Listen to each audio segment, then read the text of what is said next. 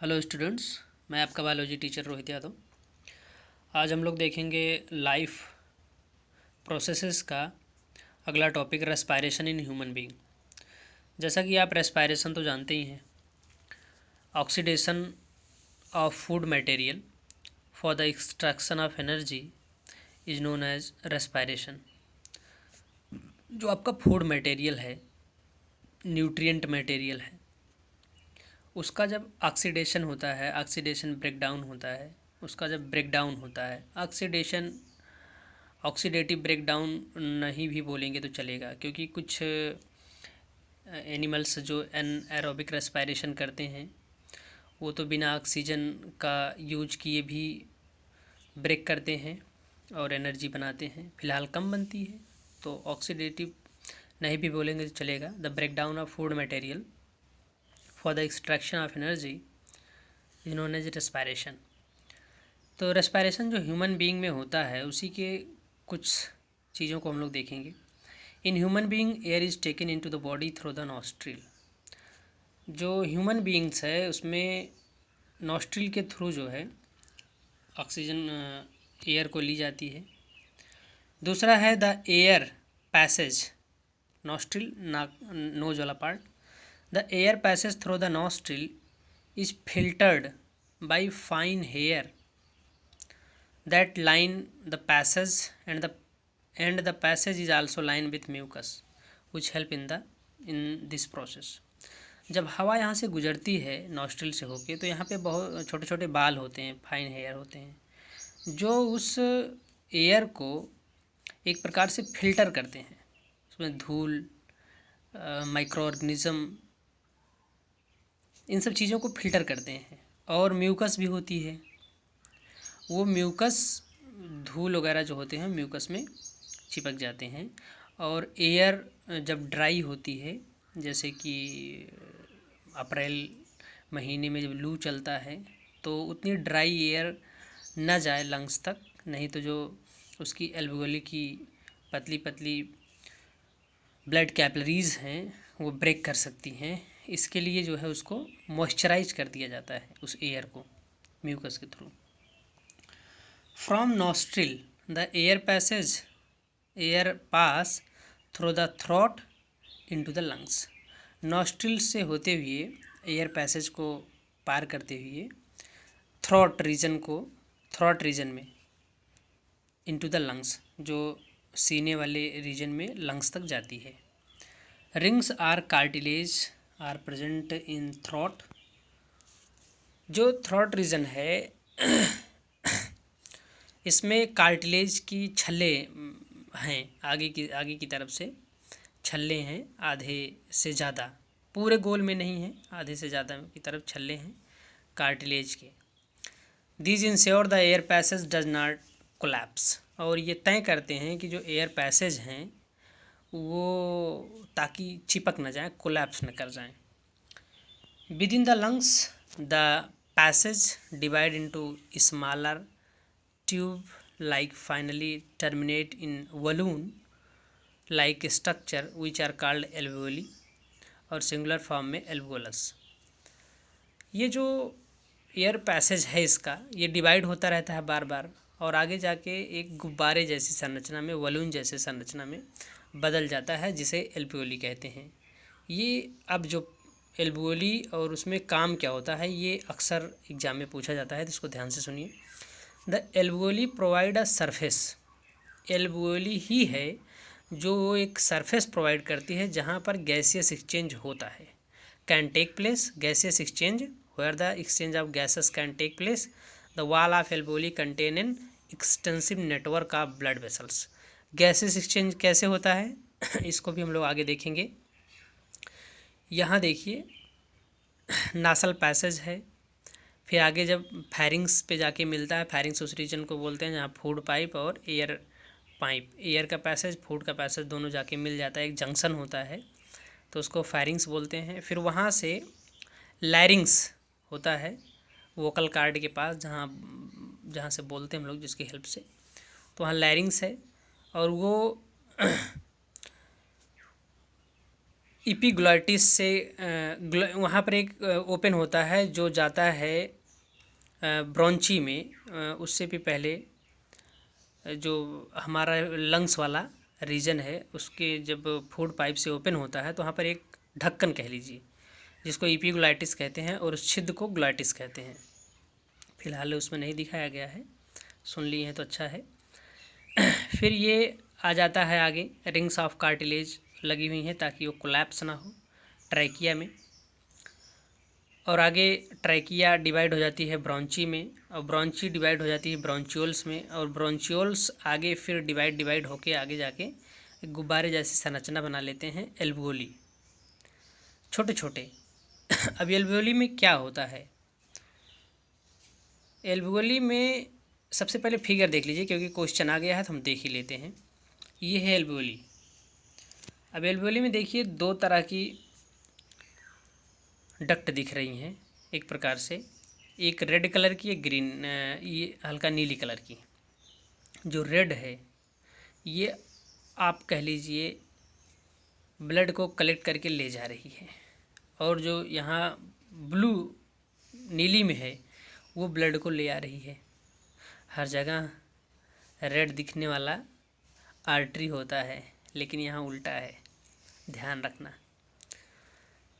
क्योंकि हार्ट से deoxygenated blood आता तो आर्टरी से है। जब हार्ट ब्लड अपने से दूर भेजता है तो हमेशा आर्टरी से भेजता है, लेकिन यही एक ऐसी जगह है जब वो काम करने के लिए ना भेज के बल्कि इस ब्लड को प्यूरिफाई होने के लिए भेजता है। फिर ब्लड के हार्ट के पास जाएगा, उसके बाद ये टिश्यू को डिवाइड करेगा।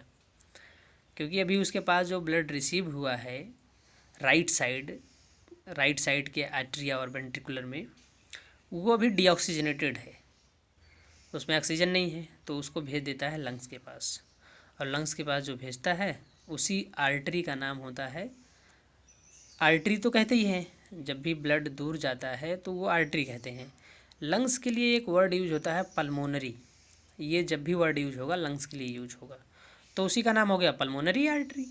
क्योंकि वो ब्लड पल्मोनरी मतलब लंग्स के पास जा रहा तो आर्टरी से जा रहा है, हार्ट से दूर जा रहा तो मतलब आर्टरी से ही जाएगा हमेशा, तो हो गया पल्मोनरी आर्टरी। लौट के जाएगा तो पल्मोनरी वेन से जाएगा। अब यहाँ होता क्या है, जो एल्वोली है यहाँ पे आके बहुत पतला हो जाता है इसकी जो आर्टरी और वेन है ये बहुत पतली हो जाती हैं, जिसको ब्लड कैपिलरी कहते हैं। अब ये ब्लड कैपिलरी इतनी पतली हो जाती है कि यहाँ सिर्फ इसकी जो दीवार है वो सिंगल लेयर सेल से बनी होती है, और ब्लड उसी में से होकर गुजरता है। और अंदर में है ऑक्सीजन, बाहर ब्लड में है कार्बन डाइऑक्साइड, तो का डिफ्यूजन प्रोसेस जो जहाँ ज़्यादा है कम की तरफ चला जाएगा। ब्लड में ज़्यादा है कार्बन डाइऑक्साइड चली जाती है अंदर, और अंदर में ज़्यादा है 21% है ऑक्सीजन, वो चला आता है ब्लड में, और यहाँ पर हो जाता है एक्सचेंज, और ब्लड हो गया ऑक्सीजनेटेड, फिर चला जाता है लंग्स में, हार्ट में। लंग्स में तो आया ही था। तो चलिए अब देख लेते हैं जो मेरा बचा हुआ था, समझ में आ गया होगा। तो एल्वोली में होता है गैसियस एक्सचेंज, एल्वोली ही वो साइट है जहाँ पर गैसियस एक्सचेंज होती है। बी लिफ्ट आवर रिब, हम अपनी जब पसलियों को उठाते हैं, जब आप फोर्सफुल इंस्पायरेशन करते हैं, अंदर की तरफ सांस लेते हैं ताकत लगा के फोर्सफुल, तो वो पसलियाँ आपकी उठती हैं, और उसी में चिपका हुआ है आपका, जैसे भीगी हुई कांच की प्लेटें चिपकी होती हैं उसी प्रकार से चिपका हुआ है आपका ये लंग्स। तो ये भी जो है अंदर का इसका स्पेस बढ़ जाता है।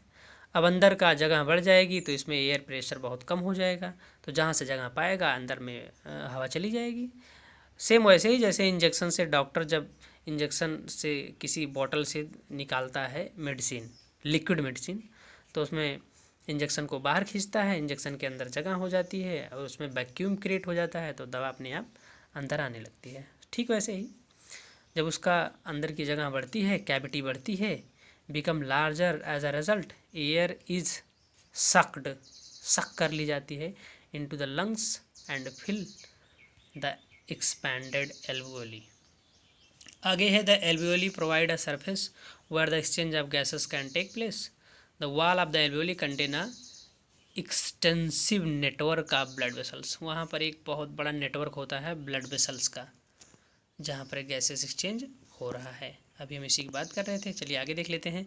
The blood brings carbon dioxide from the rest of the body, क्योंकि ब्लड जो है वो हर जगह से होके आ रहा है, तो उसके पास कार्बन डाइऑक्साइड है। For release into the alveoli, जो कि एल्वेओली में रिलीज कर देता है। क्यों रिलीज करता है? क्योंकि डिफ्यूजन प्रोसेस के थ्रू एयर प्रेशर, जो जो एयर जहाँ पे ज़्यादा है वो कम की तरफ चली जाएगी, तो ब्लड जो आया उसमें कार्बन डाइऑक्साइड ज़्यादा है, इस एल्वेओली में कम है अंदर, तो अंदर चला आता है। अंदर में ऑक्सीजन ज़्यादा है, ब्लड में कम है, तो ब्लड में चली जाती है।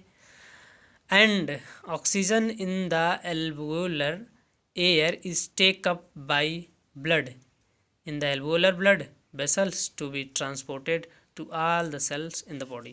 और अब यहाँ पर एक्सचेंज हो गया है गैसेस का। अब ये जो एल्वेओलर का ब्लड है ये हार्ट्स में जाएगा। हार्ट्स के किस चैम्बर में जाएगा? लेफ्ट वाले एट्रिया में जाएगा। एट्रिया वेंट्रिकल में भेजेगा, वेंट्रिकल पूरी बॉडी में भेज देगा सुपीरियर वेना कावा से। सॉरी सुपीरियर वेना कावा नाम नहीं उसका, उसका नाम अभी ध्यान नहीं है। ओके, आगे देखते हैं। एक यहाँ पर सूचना है, smoking is injurious to health. Smoking ये तो आप बहुत बार सुने होंगे, आपकी हेल्थ के लिए नुकसानदायक है। Lungs cancer is one of the cause of the death in the world. Lungs cancer एक बड़ा कारण है पूरे विश्व में मृत्यु के लिए। The upper pair of respiratory track is provided with small hair like structure called cilia. The upper pair of respiratory track, हमारा रेस्पिरेटरी ट्रैक का जो ऊपरी पार्ट है, ऊपर वाला भाग है, provide with small hair like structure called cilia. तो उसमें सिलिया होती हैं। द सिलिया हेल्प, सिलिया उसको बोलते हैं जैसे जो छोटे छोटे एनिमल्स होते हैं, एनिमल्स की बात कर रहा हूँ, जैसे कि पैरामीशियम, उनके बॉडी पे निकला होता है हेयर लाइक, तो मूव करता रहता है, तो उसको सिलिया बोलते हैं। तो वैसे ही कुछ हमारी बॉडी में जो सेल्स हैं, अंदर की लेयर में सेल्स हैं, कहाँ? लंग्स में जो अंदर सेल्स हैं, सेल्स जब आप जाते हैं ब्रोंची में, ब्रोंचियोल्स में, तो वहाँ पर सीलिया हैं, जो सेल हैं सेल में सीलिया हैं। हेल्प टू रिमूव जर्म्स को रिमूव करती हैं, उनको खा जाती हैं, मार देती हैं। डस्ट को भी हटाती रहती हैं। And other harmful particles from inhale air, और बहुत सारे हार्मफुल पार्टिकल्स को जो हम इनहेल कर लेते हैं, सांस के द्वारा अंदर ले लेते हैं। Smoking destroy this hair. अब स्मोकिंग क्या करता है? इन हेयर्स को ख़त्म कर देता है, क्योंकि उनके ऊपर डेली कार्बन लगता चला जाता है, तो वो नॉन फंक्शनल हो जाती हैं। Dust, smoke and other harmful chemicals inter lungs. धूल, स्मोक और दूसरे केमिकल जब लंग्स में जाते हैं तो वो इन्फेक्शन काज करते हैं, क्योंकि जो उनको ख़त्म करता था वो तो धीरे धीरे ख़त्म हो रहा है। Cough and even lungs cancer, तो इससे कफ होने लगता है और लंग्स कैंसर होने लगते हैं। आगे है during breathing cycle lungs always contain a residual volume. ये जानना बहुत ज़रूरी है। रेसिडुअल वॉल्यूम क्या है? आप जब सांस को निकाल देते हैं नॉर्मली, जैसे आप बैठे हैं तो जो भी सांस ले रहे हैं, एक बार ले रहे हैं इंस्पायरेशन और एक बार निकाल रहे हैं एक्सपायरेशन। इनहेल एक्सहेल, इनहेल कर रहे हैं सांस को अंदर ले रहे हैं, एक्सहेल कर रहे हैं सांस को बाहर निकाल रहे हैं। तो आप जितना ताकत है आपके पास लगा के उतना ताकत सारी हवा बाहर निकाल दीजिए। जैसे आप जब गुब्बारे में फूंक मार रहे होते हैं, तो ऐसा नहीं होता है कि सारी एयर निकल गई, लंग्स एकदम चिपक गया। उसके बाद भी कुछ वॉल्यूम होता है जो बचा के रखता है, और वो वॉल्यूम है 1100 से 1200 ml। वही उसका है residual volume of the, so that there is a sufficient time for oxygen to be absorbed for the carbon dioxide to release। और ये जो रेसिडुअल वॉल्यूम है ये हमेशा रहेगा, चाहे आप जितनी मर्जी सांस निकाल चुके हों, एक एवरेज में देखा जाता है। तो ये उसको चांस देता है, मौका देता है कि हम जितनी मर्जी तेज़ दौड़ रहे हों, सांस एकदम धक्का ले रहे हों, क्योंकि आप दौड़ते रहेंगे बहुत देर से तो सांस बहुत तेज़ लेने लगेंगे। तो ऐसी कंडीशन में ब्लड आया लंग्स में, तुरंत भगा, तो वो पूरा पूरा ऑक्सीजन ले पाया कि नहीं ले पाया, क्योंकि सांस भी बहुत जल्दी से ले रहे हैं, निकाल रहे हैं। तो ऐसी कंडीशन में जो रेसिडुअल वॉल्यूम है वो उसको वहाँ बनी रहती है, बराबर प्रेजेंट रहती है हमेशा। तो इससे जो है वो एक्सचेंज करने का मौका पाता है। रेस्पिरेटरी पिगमेंट, रेस्पिरेटरी पिगमेंट किसको बोलेंगे? पिगमेंट वर्ड अक्सर लिया जाता है किसी कलर के लिए। अब यहाँ ऐसा कौन सा कलर है, कौन सा पिगमेंट है जो रेस्पिरेशन में हेल्प करता है? तो वो है हीमोग्लोबिन। आरबीसी में जो पाया जाता है हीमोग्लोबिन। हीमोग्लोबिन, ग्लोबिन एक प्रोटीन है। हीम जो है आयरन का आयन होता है उसको बोलते हैं। रंगा पदार्थ कह लीजिए, कलर्ड कह लीजिए, क्योंकि आयन सी तो हमेशा कलर देते हैं। तो ग्लोबिन एक प्रोटीन है और आयरन जो है एक Fe2+ या Fe3+ आयन होते हैं जो उसको कलर देते हैं, और ये दोनों मिलके हीमोग्लोबिन बनाते हैं। और यही जो है O2 और को बाइंड करते हैं और CO2 को बाइंड करते हैं, लेके जाते हैं। Take up oxygen from the air in the lungs and carry it so tissue which are deficient in oxygen before releasing it। और ये आते हैं लंग्स में, ऑक्सीजन को बाइंड करते हैं और लेके जाते हैं। लेके जाने के बाद सेल्स के पास पहुंचते हैं। कैसे लेके जाते हैं? क्योंकि ब्लड तो आर्टरी में फ्लो होता रहता है। आर्टरी की दीवार तो बहुत मोटी होती है, तो ऐसे तो जा नहीं सकते।